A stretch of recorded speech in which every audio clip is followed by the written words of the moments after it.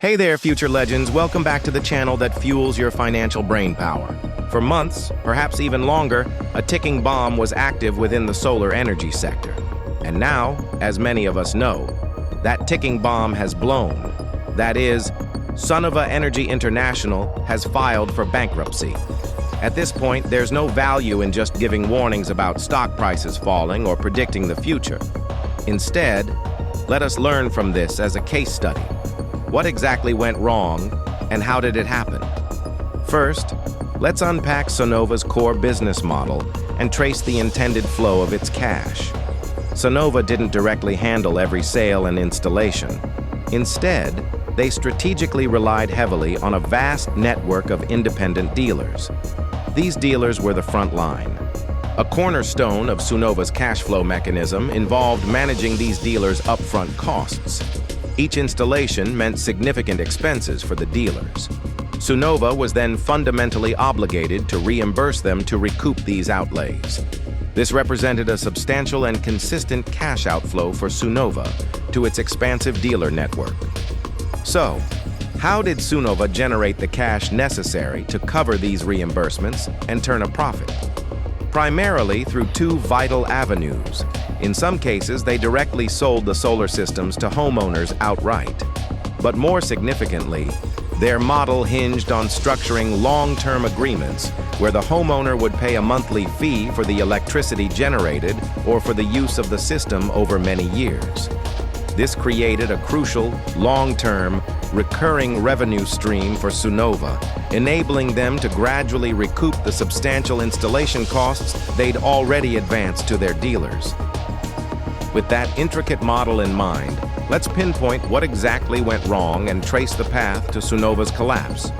Their failure was a convergence of internal missteps and severe external market pressures.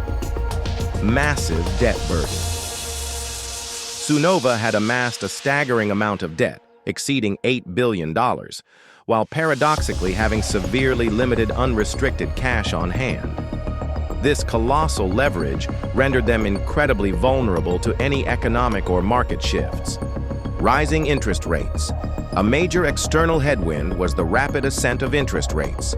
This directly escalated the cost for homeowners to finance solar installations, leading to a noticeable decrease in demand for Sunnova's products, hitting their revenue pipeline hard. Challenging capital markets. The broader capital markets environment grew increasingly challenging.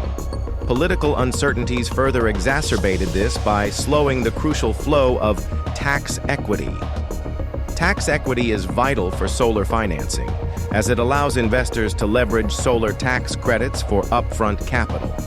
A constriction here meant a primary funding source for new projects was significantly curtailed. Payment delays. Internally, the company's liquidity had worsened drastically. They simply lacked sufficient readily available cash to meet their short-term obligations. This directly manifested as Sunnova falling months behind on its payments to dealers, severely straining critical relationships and disrupting their operational network. Loss of investor confidence. The falling stock price served as a stark reflection of a profound loss of investor confidence. This, in turn, made it exponentially harder for Sunnova to raise additional capital through equity or further debt, only exacerbating its already precarious cash position. Indeed, the company was actively working with bankers to manage its debt burden, underscoring that a significant portion of their dwindling cash was consumed by servicing existing liabilities. Despite these severe internal financial issues, Sunnova continued to project an image of stability, even aggressively pushing for more sales. In early February, at a major dealer summit in San Diego, Sunnova's then chief executive reportedly assured hundreds of dealers they would be repaid, urging them to continue installing solar projects. The critical failure here?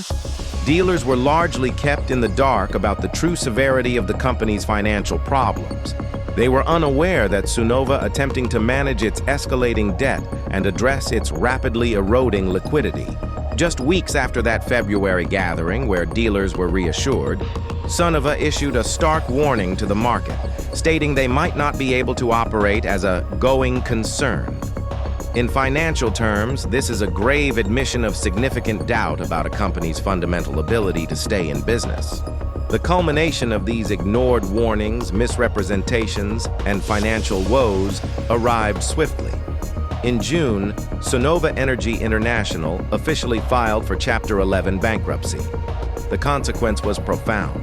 The company was left collectively owing approximately $34 million to its 175 independent dealers.